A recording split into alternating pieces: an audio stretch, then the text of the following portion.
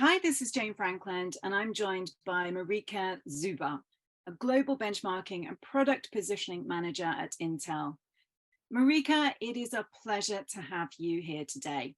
I know we've got lots to talk about, but before we dig into my questions, can we just start with you? Please introduce yourself to the audience and let them know who you are and what you do. Hey Jane, it's great to be here. Thanks for having me. My name is Marika Dziuba, and I've been with Intel for a little bit over 6 years. My background is actually in software engineering, so I was a software developer for a while before Intel. I didn't find my passion there because as good as having an end product that you spend months of coding and debugging is, I find talking to customers and helping solve their challenges much more passionate. And I currently have a role within benchmarking, performance benchmarking, and positioning of different vPro features to our customers. Before that, I was focused solely on vPro platform and positioning it within EMEA region. Now, my role is global, and I'm running it for commercial client sales. That's amazing. It's so inspiring to hear you say that. Now, I believe at the moment, like the business climate is really tough, especially for IT decision makers.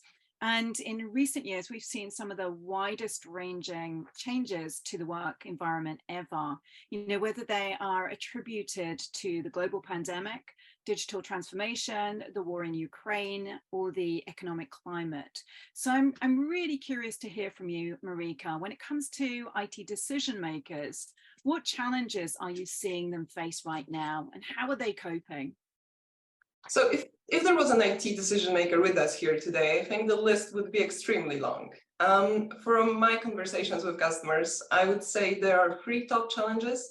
One is user experience, for sure, because we moved people to work from home. Those devices that they were using at the time were not really adjusted to what it means to work from home. We, at the time, saw more or less 50-50% of desktop versus notebook sales, and definitely desktop is not something that's ready to take with you from the office and put in your apartment. And the notebooks were not really adjusted to withstand the workloads of 8 to 10 hours a day. When we worked in the office, we were walking around, we were talking to our peers, we had face-to-face interactions, and the PCs were somewhere on the side, taking a breather, so to speak. Now they are only tool to work and communicate with the outside world. And without them functioning properly, we are compromising user productivity, and we are just not having our employees working at the level that we would want them to work. And also, that's a very big point of frustration. When we want to attract talent, retain talent, user experience is top of the priorities. Another thing is, of course, security, because when we moved to work from home, there were so many new security attack vectors that just popped up. We started using PCs more often. We use, all the types of tools for communication, but also many more emails we are receiving and we are sending all those links. We are no longer within our corporate firewall. It's just quite challenging, and hackers take advantage of it. We see that in the reports. So we see ransomware attacks. We see all the different types of attacks just growing in number. And how do we protect ourselves against it is definitely something that IT decision makers are focusing on. And then lastly, but not least by far, it is sustainability. So we've seen that on the rise, those sustainability discussions. How do we make all the decisions when it comes to purchasing, when it comes to user experience, when it comes to security, while having sustainability in mind and taking care of our planet, because we only have one. And we see all those regulations, we see all the governments across the world doubling down on sustainability, mandating different types of rules and regulations on companies. And also we see our customers extremely interested in that topic and wanting to be more sustainable and better for the planet. I'm so glad. I mean, there's so many features. There are so many good things about Intel vPro, but I'm so glad that you were talking about sustainability, because climate change is the number one, risk to us right now. And we have to do a better job when it comes to our planet. Obviously, I work in cybersecurity, so, that's something that I'm particularly interested in. But the sustainability is so important, and I really want to see it in more conversations. So thank you for highlighting those things. Now, and I've been working in partnership with Intel vPro for a while now, and I have a base understanding of the platform. But for the sake of our audience, what do you believe really sets vPro apart from other solutions in the market, and how does it deliver value for businesses of all sizes? Because that's really important right now. Sure. So what I really love about vPro, and we have various different products in commercial portfolio at Intel. vPro is the star of it all, I would say, and we have it on the market for a very long time. And how it came to life, it's something that I find extremely inspiring, and making this product what it is right now and how successful it is part of the reason. So we actually had an IT challenges of our own those many years ago. We are on the market for many, many years. Intel has been there when it comes to semiconductor manufacturing for years and years. And those 20-ish years ago, we were already a global company having IT sites all over the world and needing to take care of our employees, be that in manufacturing, engineering, sales, and such. And our IT had their own challenges. And it was extremely difficult to manage the cost versus, again, user experience, security, and so on, and also global availability of systems and such. And so our IT partnered with our engineering, and also we interviewed plenty of different customers across the globe to understand those challenges and build a product that addresses them with all the focus and intention. And that's how vPro came to life. So the 4 pillars of vPro that we are talking about: stability, having global availability of system, especially for huge enterprises. That's extremely important to be able to buy the same system in the US, EMEA, and Asia, because that simplifies IT management and driver patching and all those types of things. Security, built-in security, that's extremely important for businesses of all size. So you have hardware-based security features built into vPro that are not there in consumer platforms, because we understand how important security is for businesses, be that SMB or large enterprise, government, education. All of our customers benefit from having built-in security into the silicon. Manageability as well. How can we improve remediation of issues? It also is extremely important for us. It started with manufacturing. So how can we get into our own factories and do it extremely fast if there is an issue? Because sending that IT personnel there and having that IT person go and wear those suits and getting to that PC to then fix it is just not fast enough. So we created our out-of-band manageability to help in those situations. And right now it also helps employees working from home to remediate issues faster. And then, of course, performance and user experience. You need that built in to be able to be productive. And you need to take performance and accelerators and Wi-Fi connectivity, all that into consideration if you want to have a productive employee and if you want to have the best user experience for them. It's amazing because you're covering so many things, from that user experience, looking at it from an organization perspective, from the productivity, the efficiency, the costs of all of these things, like combined, like getting out, and managing the fleet, so as well as the security side of things and that inclusivity side of things. I know that, I've spoken to another Intel vPro member of the team, Sarah Wieskas. I did a podcast with her, and I've written about this in other blogs, so it's great to hear all of this. Now, I've heard Intel say that a PC refresh is no longer a luxury, but a necessity. Why is that? Well, it's a nice line for sure to be able to discuss PC refresh and start the conversation. So why we do talk about it now, and if you remember me talking, and the audience remembers me talking at, the pandemic started, we moved through work from home, PCs were not necessarily adjusted to it all. That is one of the reasons we should consider PC refresh, because we need devices that are future-proof, and we need devices that can withstand the workload that employees are putting on it.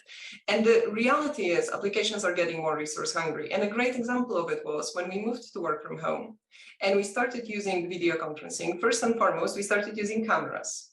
And that was unheard of in the past. We had Skype at the time, we had tools that were audio mostly. We didn't really see one another on a meeting. It was very rare to do that. It was mainly face-to-face where we had the chance to see people. And having a video on is actually putting an enormous workload on your PC. And we learned that very quickly. So when you opened up Teams or Zoom or WebEx or whatever other application, we had a lot of customers coming to us and saying, hey, our employees are complaining about the performance. And why is that? Why when I'm starting the Teams call, I cannot really do a lot on that PC? And the reason for it was because they were not built in a way to really withstand all those types of workloads, very intense. And so you need to think about the refresh from the perspective of user experiences. We are building more AI accelerators, for example, that then enhance those video conferencing experiences and so on. And this is not to be found in platforms that are 3, 4, 5 years old, right? So you need to take that for sure into consideration. The other part of it is, of course, security. So when you look at vPro, you see that we add more and more technologies into the platform.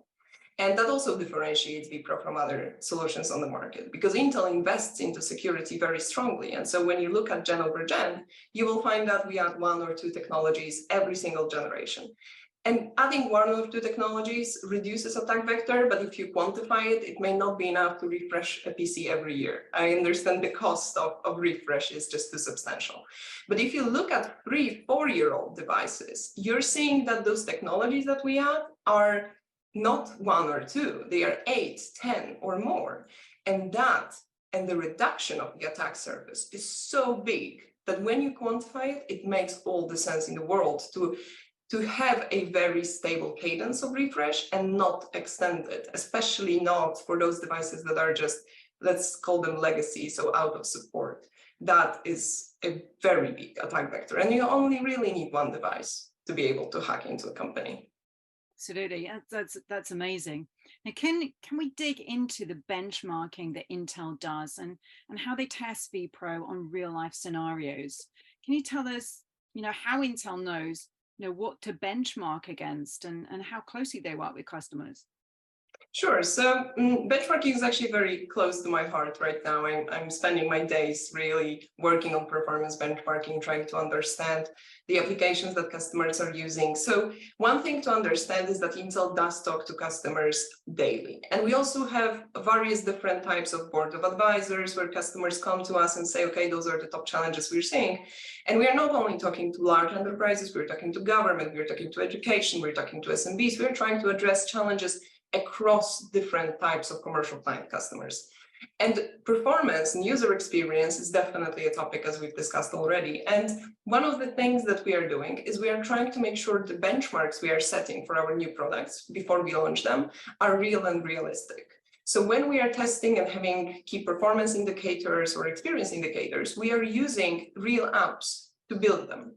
And then we are seeing the improvement generation over generation, because it doesn't really make sense for us to use something that's synthetic, that just puts the pressure on one component of a PC, because PC is a platform. And we need to understand there are different components, there's Wi-Fi, memory, and so on. And all that is put together to provide one holistic user experience. And so we use applications that our customers are using, like Microsoft applications, like Teams or Zoom or so on. And we are using benchmarks that then have those applications included. And if there are no benchmarks that, for example, are benchmarking teleconferencing or video conferencing, then we are writing our own scripts to try and understand, okay, so what is the experience of Teams or Zoom on our products, and what is it versus the previous generation? And again, we are choosing and picking and choosing those with our customers, making our products as relevant to them as possible. And when we are talking about benchmarking with customers directly, we want to make sure that they understand that the piece of real and relevant. And also we give guidance on what type of benchmarks would make the most sense for them in their environment. So some of them are standard, like Sysmark or Procyon or such, that are using those apps. And some of them need to be made pretty much for customers because they use very niche applications.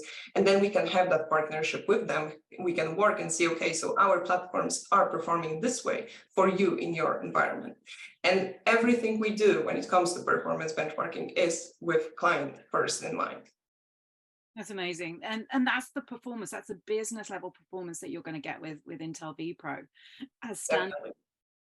Can we just end with you giving our audience some real life stories? You know, what can you share with us? Sure. So I'm talking usually to enterprise customers, really, but we have so many more and so many great examples in partnership with other industries as well. And one of the great examples we have from UK market actually is within healthcare and hospitals. And what I find so inspiring about it is that first I'm come from a healthcare family, so my parents are doctors, and I know how many challenges they were faced with in COVID times. And second of all, we all understand how difficult COVID was for healthcare industry. And that also includes IT that works for those hospitals. And for example, if you consider having an IT person needing to go to fix a device in an operating theater or ICU, that required that person to, well, first get to the hospital, then be dressed in a certain way to have all the precautions in place, and then get to a PC that is super time sensitive to be fixed. It really depends, patient lives depend on it. And so what the university hospitals in Bristol and Weston did is they activated Intel vPro technology to be able to reach those devices much faster and to be able to remediate them in case of any issues without the hassle of actually, well, first getting to a hospital, then getting dressed and so on, and then actually getting that remediation. So together, we were able to shorten that time substantially, and that has a direct impact on how the doctors are working and also how the patients are being helped. And this, I think, is one of the most inspiring stories for me when it comes to how vPro can help not only IT operations, but also has a direct impact on human lives. Yeah, I love that. I love that so much. It's that manageability aspect, you know, aside from the other features and capabilities, is so important. But I love the fact that you shared that story. You know, it's human and it makes such a difference. Marika, thank you so much for your insight and sharing it with me today and our audience. You know, I really look forward to speaking to you again soon. Absolutely. Thank you so much, Jane.